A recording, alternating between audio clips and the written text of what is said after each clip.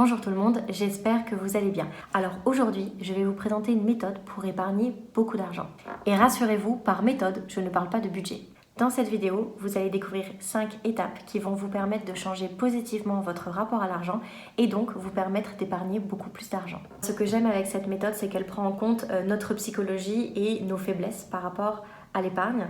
Alors avec cette méthode, on se dépasse et on parvient à épargner beaucoup plus d'argent sans se décourager. Et ça, c'est grâce notamment à l'étape 5 qui va annuler toutes nos frustrations. Je suis certaine que vous allez l'aimer, alors restez bien jusqu'au bout pour l'écouter. Alors avant de commencer, si vous souhaitez mettre plus d'argent de côté pour réaliser vos projets personnels, n'hésitez pas à télécharger mon bonus dans lequel je vous donne en fait plus de 70 astuces et conseils pour épargner vos premiers 500 € et bien plus d'ailleurs. Donc je vous mets toutes les informations un peu plus bas. Alors dans une précédente vidéo, je vous disais qu'il était important pour votre psychologie de mettre l'épargne en premier de vos préoccupations financières. Alors pourquoi est-ce que c'est important? Parce qu'en fait derrière chaque volonté d'épargne, il y a un projet, un objectif particulier qui va en fait nous permettre de nous réaliser. Et en fait l'épargne est uniquement le moyen financier d'y arriver.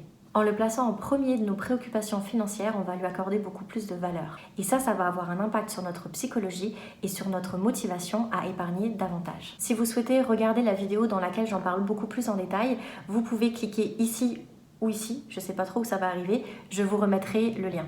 Donc placer l'épargne en premier de nos préoccupations financières, ça c'est la théorie, très bien. Mais clairement dans la pratique, comment ça se passe? Comment ça se décline? Eh bien, il y a 5 étapes pour pouvoir placer l'épargne en premier de nos préoccupations financières. La première chose à faire, ça va être de déterminer ses objectifs de vie et ses objectifs d'épargne. Alors, qu'est-ce que vous voulez faire? Est-ce que vous souhaitez voyager, acheter une maison, acheter une voiture, vous marier, démarrer une nouvelle activité professionnelle? Donc peu importe ce que vous voulez, peu importe ce que vous rêvez, il faut que vous le déterminiez. Donc allez-y, prenez quelques minutes, mettez la vidéo en pause et écrivez tout de suite vos objectifs de vie. Petite astuce, petit bonus pour booster votre motivation. Une fois que vous avez déterminé vos objectifs de vie, n'hésitez pas à les imager. Donc vous pouvez imprimer quelques photos et éventuellement faire un mood board si ça vous tente, parce que ça va vraiment en fait sortir vos objectifs de votre imaginaire et les rendre de plus en plus réels. Et en plus de ça, ça va booster votre motivation. La deuxième étape, ça va être de déterminer le coût de chacun de ces projets d'épargne. Donc maintenant que vous avez une liste de vos différents objectifs d'épargne, allez sur internet pour faire quelques recherches et déterminer une enveloppe budgétaire pour chacun en fait de vos projets. La troisième étape, c'est une étape purement logistique, ça va être celle d'ouvrir un compte épargne pour chacun de vos projets. Afin de bâtir une relation positive avec le fait d'épargner chaque mois, il est important que vous nommiez vos comptes épargne. Choisissez un nom positif qui résume votre objectif d'épargne. Par exemple, si vous avez pour objectif de partir en vacances en Espagne avec votre famille, peut-être que votre compte épargne pourrait s'appeler Mon super voyage en famille en Espagne plutôt que compte épargne. De cette manière, vous savez pour quelles raisons vous épargnez et surtout, vous avez envie de le faire. La quatrième étape, ça va être celle d'organiser vos dépenses en fonction de vos objectifs d'épargne. Donc là, à la quatrième étape, vous avez un système qui est mis en place. Vous avez votre motivation, le montant à atteindre et un endroit où déposer l'argent chaque mois. La seule chose qui vous reste à faire, c'est à planifier des virements automatiques qui vont automatiquement aller sur votre compte épargne ou sur vos comptes épargne à chaque fois que vous allez recevoir votre salaire.